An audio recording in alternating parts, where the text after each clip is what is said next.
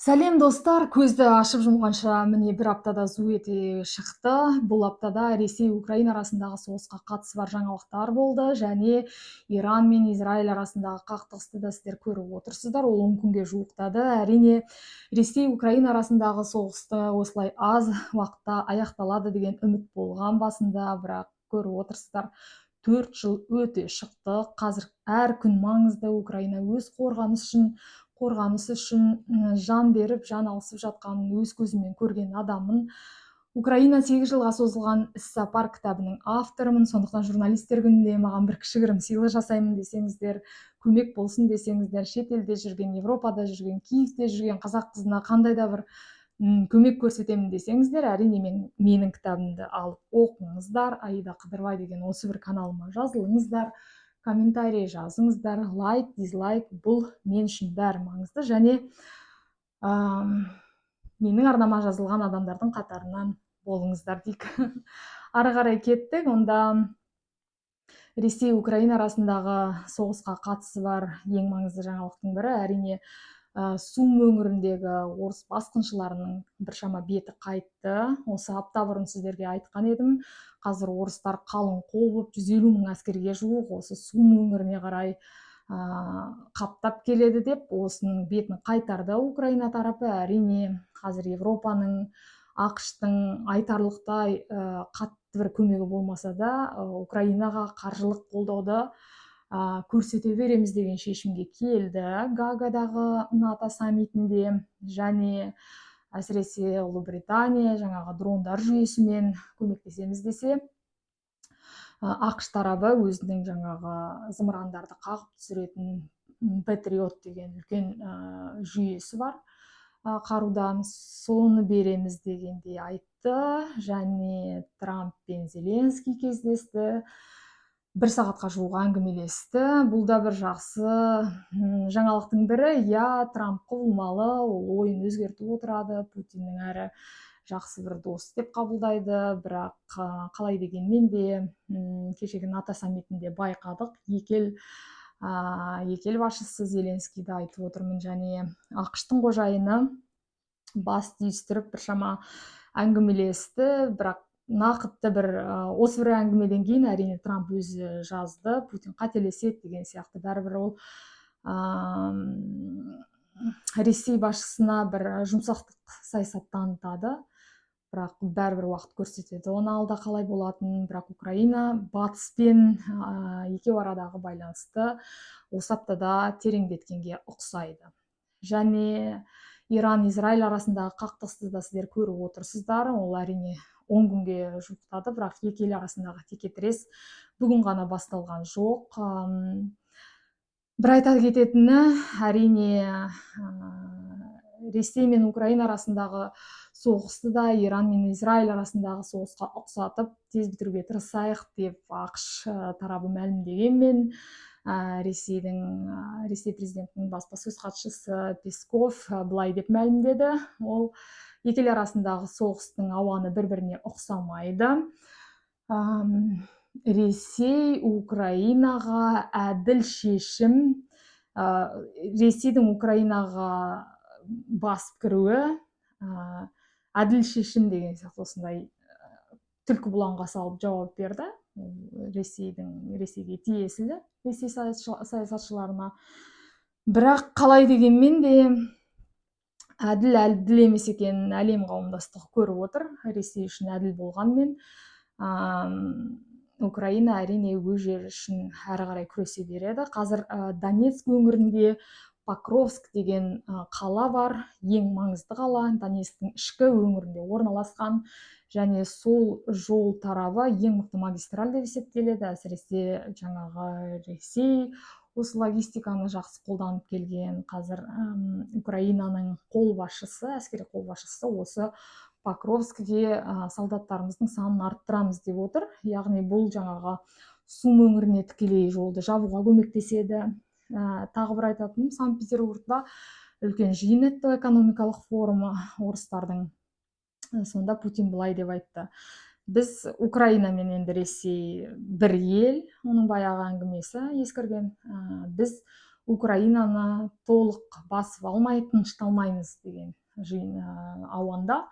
Бірақ бәрібір де бұл сөзі арқылы және Путиннің тағы бір айтқаны, орыс солдатының аяғы тиген жер ол біздікі деді. Бәрі қол шапалақтап, әрине енді пропаганда алаулатып жалаулатып жазып кетті орыстың пропагандасы. Бірақ бұл нені білдіреді? Ресейдің ниеті Украинаны толық басып алу, сондықтан ол күн түн демей, инфрақұрылым демей, бейбіт емес деп қарамай, Украинаның қалаларын, бейбіт қалаларын Киевтен бастап шабуылды үдете түсті. Әсіресе осылай байқайтыным, батыс пен Украина кездескен сайын және бір қаруға қол жеткізген сайын, бір уағдаластыққа Ұлыбританияда және Нидерландта болды ғой Зеленский.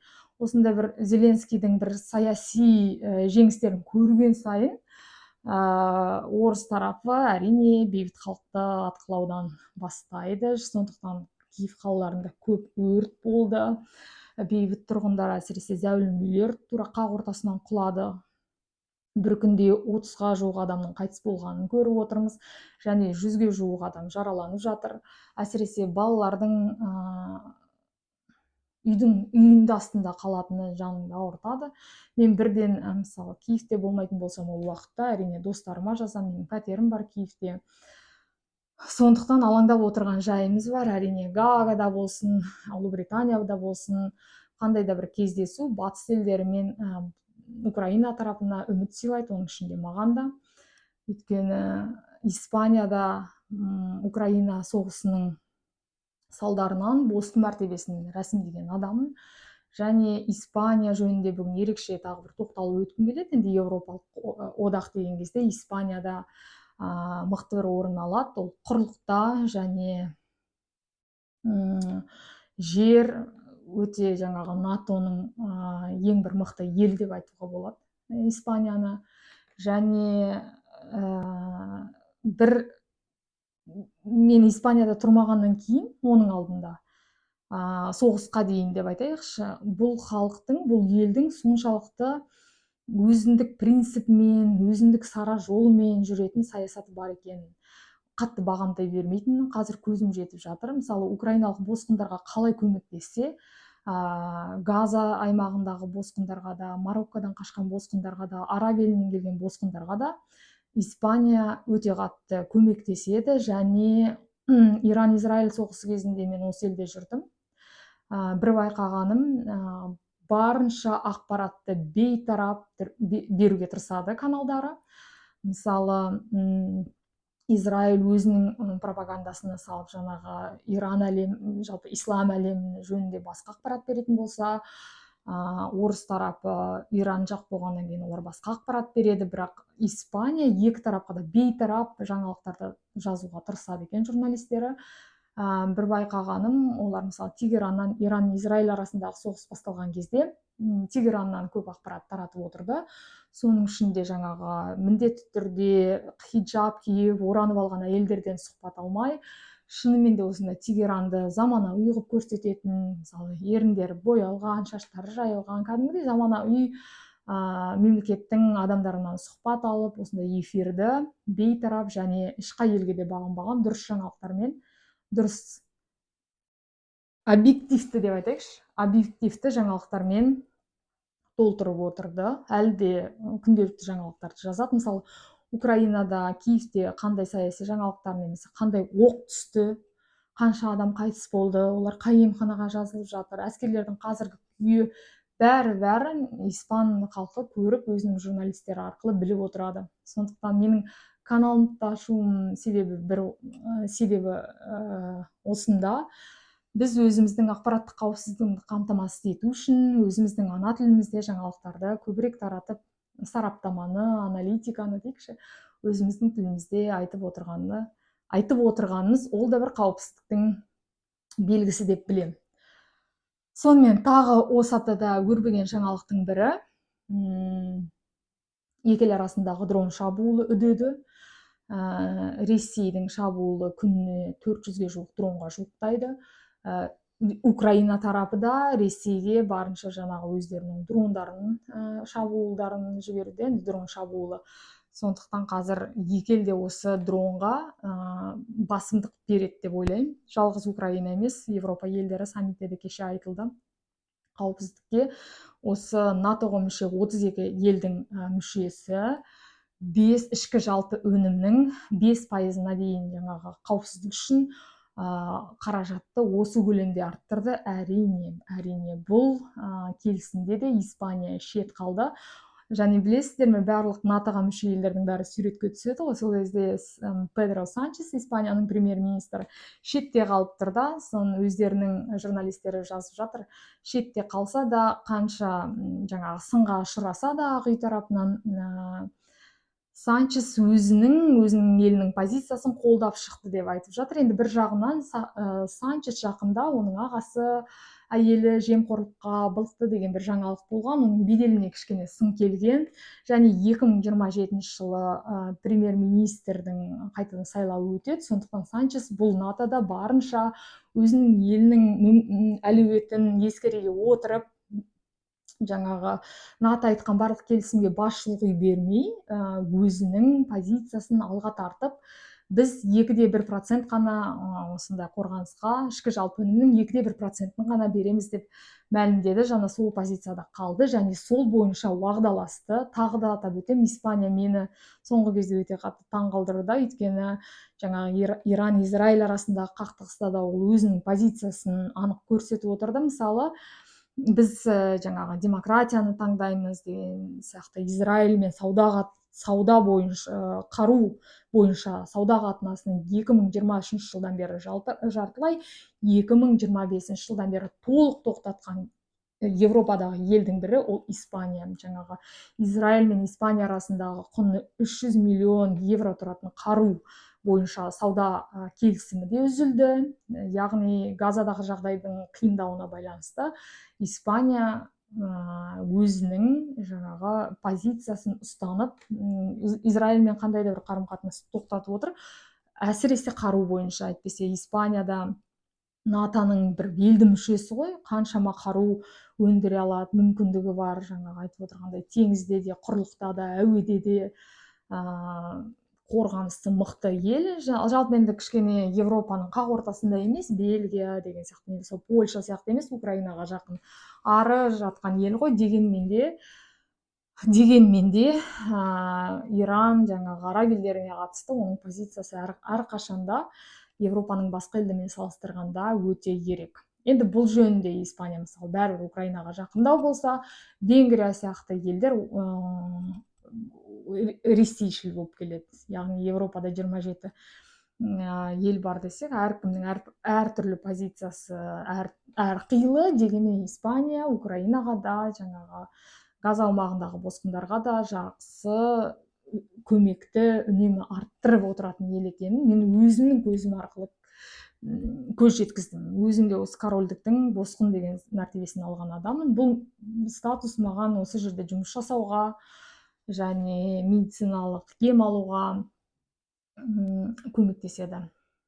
Және бұл адам құқықтары деген сөздің Испания үшін бей-жай емес екенін танытып отыр.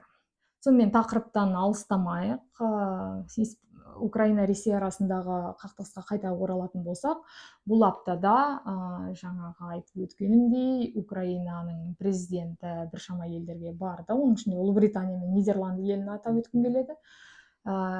Кездесулер өткізді, дрондық мүмкіндікке дрон санын арттыруға қол жеткізді және Patriot деген жүйені өз еліне жеткізуге уағдаласты ақш-пен. Нақты көмек түскен кезде мен сіздерге тағы бір айтатын боламын. Ядролық қару жөнінде тағы бір ауыз сөз айтқым келіп отыр. Иран-Израиль арасындағы ақш Иранды не үшін бомбалады, ядролық қару өндіріп отыр деп. Бұл позицияда да Испания мысалы Израиль ядролық қаруды өндіре алады, Иран неге өндіре алмайды? Неге екеуіне де бір саясат қолданбайды деп ашық сыны үшін ақштан санкция боюнча сес көрдү. Бирок дегенмен де так кайталап айтам, Испания үлкөн 50 миллионго жук халкы бар. Европанын ишиндеги эң мыкты элдердин бири. Өзүнүн позициясын үнемі ашык айтып отурады. Осы жолу НАТО саммити кезинде де Санчес өзүнүн халкын бир катар үлкөн чыгымдардан босатып алды. Және бул саясатпен мен жакындан тааный түстүм деп айтсам болот. Сонымен Иран-Израиль согушунда орус тарапы сөзбен гана көмөктесемиз деп айтты. Әрине өзүнүн жагдайы мүшкүл болуп отурган эл, бирок өзүнүн жагдайы мүшкүл болуп отурмуз деп эч ким айтып отурган жок. Онун пропагандасы, асыресе Скабеевасы бар. Биздин экономикабыз дамыган, биз мыктымыз, онун алдында Путиндин айтканы бар, баары жакшы, бирок баары бир статистика көрсөтүп отур. Шыгын, асыресе согуш шыгыны артып келет. Канчама жерде орус солдаттары дурус тамактанбай жатырмыз, дурус көлүгүмүз жок, дурус эм алган жокпуз деген видеолордун саны артып отур. Эгерде сиздер жаңагы акпаратты толугу менен тек орус тилинде эмес, агылшын, испан тилдерине карайтын болсоңуздар, әрине улардын журналисттери өтө белсенди, асыресе испан журналисттери согуштун майданында акпарат таратады. Оған осы жерде жүргенде гана көз жеткиздим. Әрине жаңалыктарды көрүүгө туура келет, және сол аркылуу көкжиегиңди әрине кеңейтип отурасың. Покровск жөнүндө айттым. Толугу менен Донецкти баса алмай отурган Украинанын, толук Донецкти баса алмай отурган Ресейдин президенти Украинаны биздики болмайынча тынбайбыз деген сыяктуу экономикалык форумда айтты. Бирок батыстын көмөгү көбөйген сайын әрине Ресейдин жеңүүгө деген мүмкүндүгү семе түшөт. Жалпы жеңиш деген нерсеге мен өзүм азыр көз карашымды өзгерттим. Украина толук жеңип шыкты деп айтууга ауыз бармайт. Канчама солдат, канчама Украинанын уланы кайтыс болду. Согушта касыктай кан кыйды деп айтайык, бирок канчама халк али де осы согуштун салдарын жылдар бою тартатын болот. Бизде мисалы ата бабамыз согушкан кезде ашарчылыкты да көрген халк ретинде буун ауышкан сайын күрүшкө талашып жатат го кезде. Сондай бир мүнөзүбүз бар го кейде. Көңүлүмдү калтыратын. Бирок карап отурсак, бизди ачлык көргөн, жаңагы түрлүү саясий кудалооду көргөн урпак ретинде әрине сондай бир коркунуч боюбузда калып койгон, және ол бир 2-3 буун ауыспай ол оңой кетпейт. Өйткөнү баары бир сенин гендик тургуда мүнөзүңдө, болмушуңда калып коет. Сол сыяктуу Украинада осы согушта осы орустан көргөн зардабын әлі талай урпагы сезет деп ойлойм, бирок толугу менен жеринен айрылмайды Украина. Өзүнүн канчама бул багытта канчама миң аскерин кыйган. Сондуктан эртең согуш аякталып бас көтөргөн кезде баары бир мыкты бир улутка айналады деген сеним бар. Бул тууралуу мен өз оюмду китабымда да жазам, кайталап айтам, алып окуңуздар. Каспий дүкөнүндө бар, орус, казак тилдеринде, және агылшын тилинде, украин тилинде. Казак тилиндеги нускасын алып окууга кеңеш берем, өйткөнү баары бир сол тилде, өзүмдүн ана тилимде жазылган, өзүмдүн оюм, ал калган тилдерге ол әрине аударылды. Сондуктан алып окуңуздар. Бул чыгарылма комментарий жазыңыздар. Унады деп кейде жазасыздар, шаршап отурган сыяктуу. Әрине боскун болуу оңой эмес. Киев учак учпайт 4 жыл бою. Сол жакта туратын, сол жактын адамы ретинде, Киевдин казагы ретинде әрине поездбен ары бери жүрген адам шаршабы әбден мүмкүн. Сондуктан жылы сөздөрүңүздү жазып коюңуздар. Бул мага канат бітіреді. Келесі аптада кездескенше.